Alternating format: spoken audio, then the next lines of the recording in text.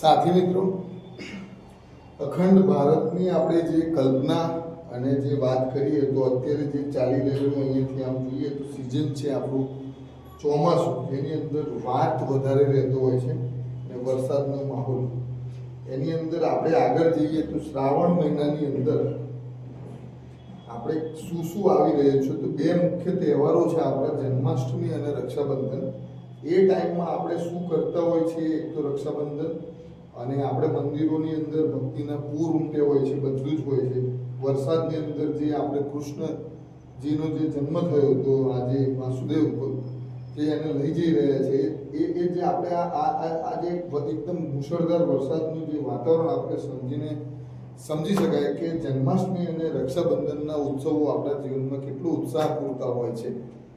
એ ઉત્સાહની સાથે સાથે આપણું અને આપણા શરીરનું અને પરિવારનું આપણે શું ધ્યાન રાખી રહ્યા છીએ.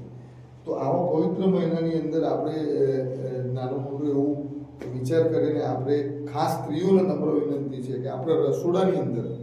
કોઈ પણ વસ્તુ એવી ચીજ આપણે ના ઉમેરીએ કે જેનાથી આપણો અને આપણા પરિવારની હેલ્થની અંદર બહુ મોટી અસર કોઈક દિવસ આવી જાય ને આપણે હેરાન થઈએ. એવો દિવસ ના આવે એના માટે આ શ્રાવણના પવિત્ર મહિનાની અંદર આપણે